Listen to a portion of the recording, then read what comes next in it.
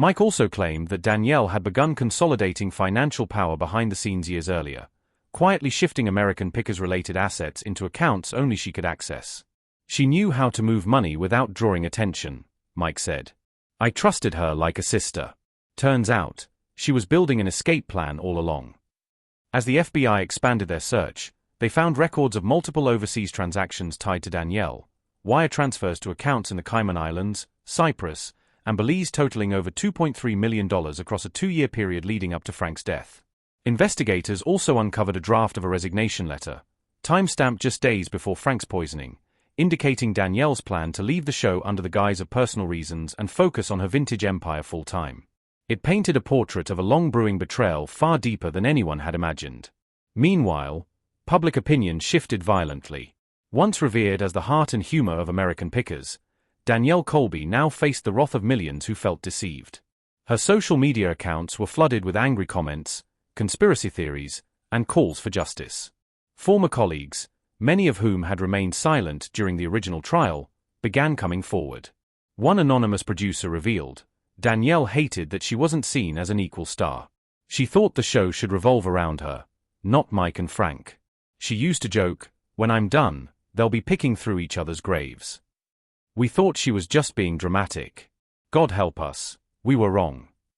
By early December 2024, federal prosecutors filed formal murder charges against Danielle Colby. She was arrested at a private airfield in Illinois, reportedly preparing to board a chartered flight bound for the Caribbean. Footage of her arrest, Danielle in dark sunglasses, hands cuffed behind her back as FBI agents led her away, became an instant media sensation. The arrest warrant detailed charges of first-degree murder, conspiracy to commit murder, obstruction of justice, evidence tampering, and financial crimes linked to embezzlement and fraud related to the American Pickers brand. At her arraignment, Danielle appeared gaunt, her once vibrant persona now hollowed into a pale shadow. She pleaded not guilty to all charges. Her lawyer, Carla Vane, a formidable defense attorney specializing in high-profile cases, promising to expose a labyrinth of lies and asserting that Danielle had been scapegoated by powerful interests keen to salvage what was left of the American Pickers empire. Danielle Colby is not a murderer, Vane declared before flashing cameras. She is a victim of betrayal, exploitation, and a narrative spun by desperate men clinging to their crumbling kingdom. But the evidence against her was staggering. Beyond the vial, the surveillance footage, and the financial records, the FBI retrieved diary entries from Danielle's own journals. In them, she vented increasing resentment toward both Mike and Frank. In one chilling passage dated August 2024, she wrote, "Frank is the anchor dragging us down. Mike's too blind to see it. Maybe it's time for a clean slate. Start fresh, without the baggage." Another, dated just 3 weeks before Frank's death, read simply, "No one gets in my way. Not anymore." As the case built momentum, a new bombshell dropped. A former burlesque colleague of Danielle's, known publicly only as Myra, came forward claiming Danielle had asked her about obtaining untraceable poisons months before Frank's death. In a signed affidavit, Myra stated, Danielle mentioned needing something quiet and permanent. "I thought she was joking. We were at a party. But she was very specific. No needles, no blood, something that could be slipped into food or meds. It spooked me so bad I cut ties with her that night."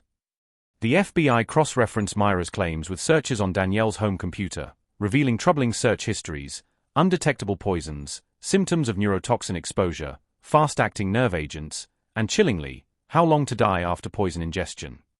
Meanwhile, Mike Wolfe, though physically free, lived in a kind of emotional exile. His reputation, though partially salvaged, bore permanent scars.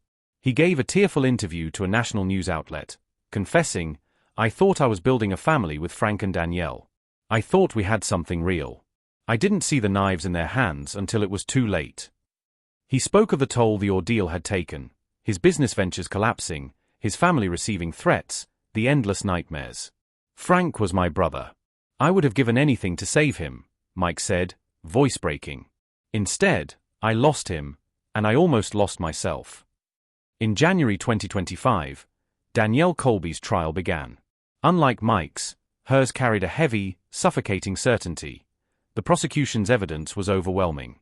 Prosecutor Sarah Harrove, once again leading the charge, opened by laying bare Danielle's transformation from a beloved TV figure into what she called a calculating, cold-blooded orchestrator of murder.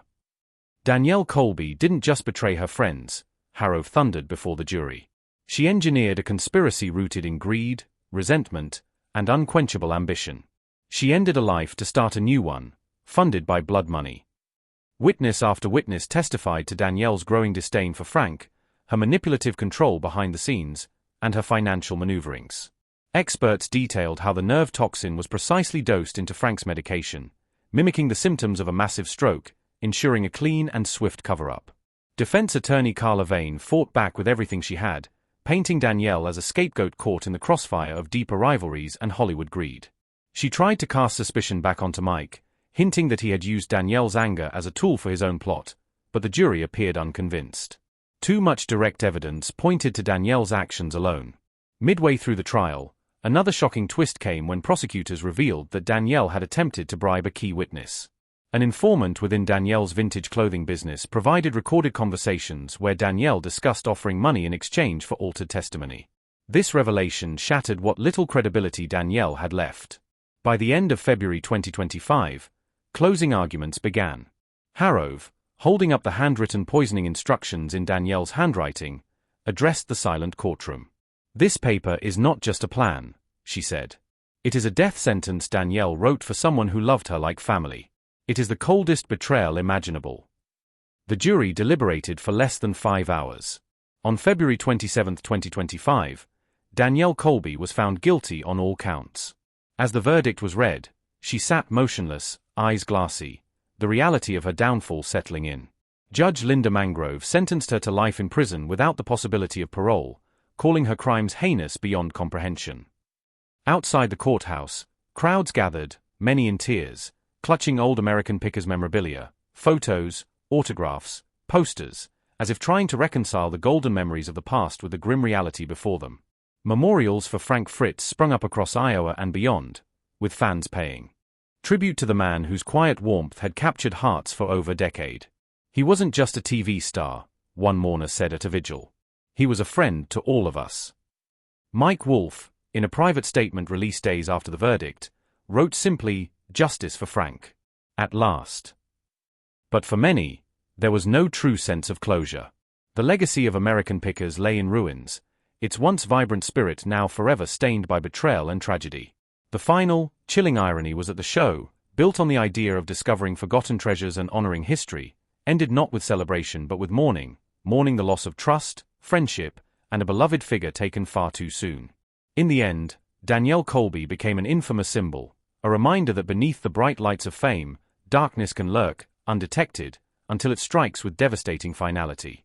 No courtroom verdict could ever restore what had been lost. Frank Fritz's memory lived on, not just as a cautionary tale but as a quiet beacon of genuine kindness in a world that had turned far colder than anyone dared imagine. Life behind bars stripped Danielle Colby of everything that had once defined her. Gone were the flowing skirts, the elaborate jewelry, the colorful tattoos celebrated by millions. In prison, she was inmate number 447291, a number stitched in coarse fabric over drab, shapeless uniform. Her days became a grim cycle of chores, surveillance, and the slow, grinding weight of isolation. Some inmates recognized her from television, but there was no celebrity treatment here. If anything, the notoriety made her a target. Whispers followed her down the gray, fluorescent-lit corridors. "That's her, the picker who poisoned her friend." She kept her head down, rarely speaking, retreating inward into a loneliness that even her strongest performances could no longer mask. Danielle tried to appeal her conviction twice, both times failing spectacularly. Her attempts to paint herself as the scapegoat crumbled under the mountain of evidence prosecutors had locked in place. Each failed appeal deepened the reality that her life would now unfold inside these cold concrete walls, watched by guards who didn't care who she used to be, haunted by memories she could never escape. Meanwhile, outside, Mike Wolfe struggled to pick up the broken pieces of his life.